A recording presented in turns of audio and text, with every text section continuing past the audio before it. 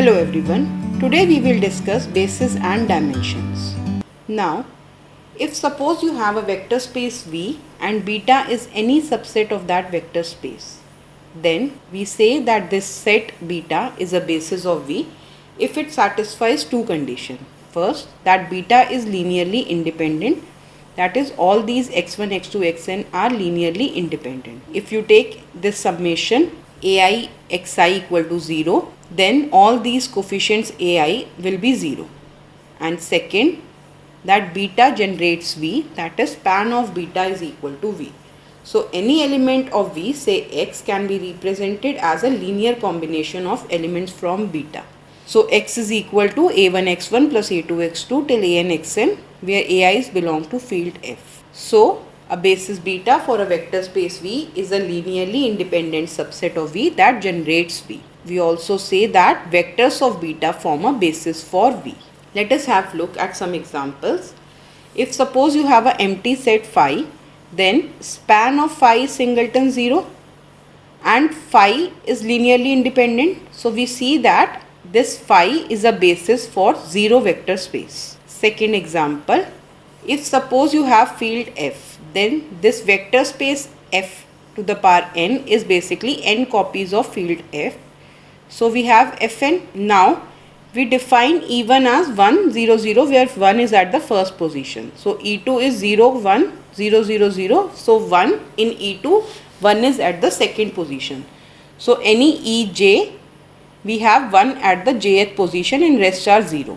We claim that this beta, which have all these elements E1 to En, will form a basis for Fn. To show it is a basis, we have to show two things: linearly independent and spanning. Now let any random element of this space Fn will be of the type a1, a2, an. So let a1, a2, an belong to Fn. Then we can write this a1, a2, an as a1 into 1, 0, 0, 0 plus a2 into 0, 1, 0, 0, 0 so on till an into 0, 0, 0 till 1, where 1 is at the last position. So we can see this right hand side is of the type a1 e1 plus a2 e2 plus an en. So this a1 a2 an belongs to span of beta. So span of beta is equal to Fn, that is this beta is spanning this complete space Fn. Now we want to show that beta is linearly independent. So we consider a linear combination C1 E1 plus C2 E2 plus Cn En equal to 0. We have to show all these coefficients Ci are 0. Now E1 in particular is 1, 0, 0 till 0. So 1 is at the first position only. In E2, 1 is at the second position. So it is 0, 1, 0, 0, 0. All rest are zeros. So we get this C1 1, 0, 0, 0 plus C2 0, 1, 0, 0, 0 plus so on plus Cn 0, 0, 0, 1 equal to this 0 n tuple 0, 0, 0. Now solve this equation, we will get C1, C2, Cn is equal to 0, 0, 0. Compare left and right side, we get all these Ci's are 0. So all this E1, E2, En are linearly independent, therefore beta is basis for V. We call this as standard basis for Fn. Now consider next example. You have space of all m cross n matrices over field F. We have to find basis. We define a collection beta of this matrix Eij, where 1 is at the ijth position and all rest entries are 0. We again have to show they are linearly independent and it spans. So if suppose you have to show linearly independent, then you have to take a linear combination equal to 0. We can easily show that every scalar will come out to be 0. And similarly for spanning, you can show that if you have any matrix of the type a11, a12 so on till amn, that will be equal to a11 into e11 plus a12 into e12 so on till amn into emn. So beta will span this subspace of matrices of order m cross n over F. Let us see next example. If you have a space of all polynomials of degree at most n, then we say that this set 1 x, x square till x to the power n is a basis of this set. We will call this as standard basis for PNF. Now PNF consists of all polynomials of degree n. So any random element of this will be of this type a0 plus a1x plus an to x to the power n, where ai's are from field F. We have to show this set beta equal to 1x till x to the power n is a basis. So we have to show it is both linearly independent and it spans this PNF. Now first we will show linearly independent. So we consider the linear combination a01 plus a1x plus a2x squared till an xn equal to 0. Now comparing coefficients of like powers of x on both sides, we get all these scalars ai's are 0. So this set is linearly independent. Now we want to show that this spans PNF. So let Px be a random polynomial of PNF. Px is of the form c0 plus c1x plus cnxn. Then we can write this as c0 into 1 plus c1 into x, so on till cn into x to the power n. So Px is in span of beta. So this span of beta is equal to PNF. Therefore beta is a basis of PNF. Next example. If suppose you have vector space of all polynomials over the field F, it is denoted by PF. Then we claim that this set 1x, x square so on will form a basis for V. Let Px belong to V. Then Px is of the form summation I equal to 0 to n ai x to the power I for some n in natural numbers. That is Px is equal to a0 into 1 plus a1 into x, so on till an into x to the power n. That is Px belongs to span of 1x, x square and so on. That is this space V is contained in span of this set. That is V is equal to span of 1x, x square and so on. We next show that this set 1x, x square and so on is linearly independent.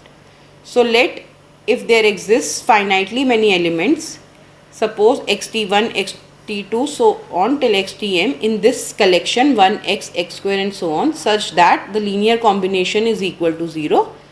So we have this combination b1 x to the power t1 plus b2 x to the power t2 so on till bm x to the power tm equal to 0, where bi's are some scalars from field F. Now comparing the coefficients of like powers of x on both sides, we get all these scalars bi's are 0. This proves that this set 1x, x square so on is linearly independent. Hence this collection 1x, x square and so on forms a basis for PF. Now please observe that not every vector space has a finite basis. We are having an infinite basis of this set PF. Let us see this theorem. If you have a vector space V and beta is equal to u1, u2, un be a subset of V, then beta is a basis for V if and only if for each V belonging to space V can be uniquely expressed as a linear combination of vectors of beta. That is, it can be expressed in the form V is equal to a1 u1 plus a2 u2 plus an un for unique scalars a1 a2 till an. So now we have to show that this set beta is a basis if and only if every element in vector space can be uniquely expressed as a linear combination of vectors from beta. So first let us suppose this beta is a basis. Now by definition of basis we know that every element of V can be expressed in as a linear combination of vectors of beta. So if V belongs to V, then V belongs to span of beta. Thus V is a linear combination of vectors of beta. Now we have to show this representation is unique.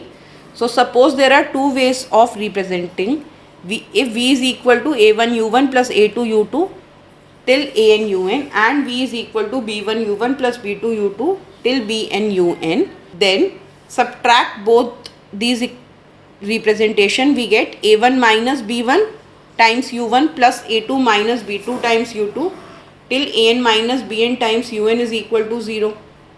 Since this collection u1, u2, un is linearly independent because we are given that beta is a basis, so we get all these coefficients are equal to 0. So we get a1 minus b1 is equal to 0. So a1 is equal to b1, a2 minus b2 is equal to 0. So a2 is equal to b2 and so on. we get an is equal to bn. So we have a unique representation of v as a linear combination of vectors of beta. Conversely, assume that every vector in vector space V is uniquely expressible as linear combination of vectors of beta. Then we have to show that this set beta is a basis of V. Now since every element can be expressed as a linear combination of vectors of beta, we can say that span of beta is equal to V. So we only need to show that beta is linearly independent. So consider a linear combination C1 times U1 plus C2 times U2 till Cn times Un equal to 0. We have to show that every scalar Ci is 0. But we also know that 0 into U1 plus 0 into U2 till 0 into Un is equal to 0. Since this 0 element of vector space has a unique representation as a linear combination of vectors of beta, we get that all these Ci's must be 0. Thus beta is linearly independent and hence beta forms a basis of V. Let us see this theorem. If a vector space V is generated by a finite set S, then some subset of S is a basis for V. Hence V has a finite basis. Proof: if S is empty or S is singleton 0, then V must be singleton 0 and phi is a subset of S, that is a basis for V. If not, then S contains a non-zero vector U1. Now we have seen that the singleton set U1 is linearly independent. Continue choosing vectors such that U2, U3 till UK such that this set U1, U2 till UK is linearly independent. Since S is a finite set, we must reach a stage where this set beta equal to U1, U2 till UK is linearly independent set. But if we join any other vector to beta, it produces a linearly dependent set. That is, this set beta is a maximal linearly independent subset of V. Now we claim that this beta is a basis for V. Since beta is linearly independent, we only need to show that span of beta is equal to V. We show that S is contained in span of beta. If we show that S is contained in span of beta, we will get that span of S is contained in span of beta, because any subspace of V that contains S must also contain its span. So we get, and span of S is equal to V. So we will get V is contained in span of beta, that is V is equal to span of beta because span of beta is already in V. Thus we only need to show that S is contained in span of beta. So let us take an element from S. We take V belonging to S. Since beta is contained in S, we have two cases, that either V belongs to beta or V does not belong to beta. If V belongs to beta, then obviously V belongs to span of beta. So S is contained in span of beta in that case. If V does not belong to beta, then since beta was already a maximal linearly independent set, then beta union V will be linearly dependent. So we have done this theorem that if this set is linearly dependent, this means V will belong to span of beta. So S is contained in span of beta. Thus we will get V is equal to span of beta and this set beta spans V. Thus beta is a basis for V. Please observe that a finite spanning set can be reduced to a basis for a vector space V. Now let us see this theorem by this example. If you have this set S where you are given with these 5 vectors, you have to reduce this set to a basis of V. This set generates R cube and you have to select a basis for R cube from this set S. To start with the procedures, start with any non-zero vector, say 2, -3, 5. Now if you take 4 into 2, -3, 5, we get 8, -12, 20, which is the second vector. So this collection of first and second vectors is linearly dependent. So do not include the second vector 8, -12, 20. Now come to the third vector 1, 0, -2. Since this is not a multiple of 2, -3, 5, we get this collection 2, -3, 5 and 1, 0, -2. These two vectors are linearly independent. So include this second vector in your basis. So you have till now two vectors, 2, minus 3, 5 and 1, 0, minus 2. Now move to the third vector, 0, 2, minus 1. Check whether this set is linearly independent or dependent. You will see that this is linearly independent. So include this third vector, 0, 2 and minus 1. Now move to the fourth vector, 7, 2, 0. Check whether this collection of all these four vectors is linearly dependent or independent. You will see on solving that this will come out to be linearly dependent, and thus this fourth vector 7, 2, 0 cannot be included in our basis. So we get the basis as these three vectors, 2, minus 3, 5, 1, 0, minus 2 and 0, 2, minus 1. Thank you for watching this video.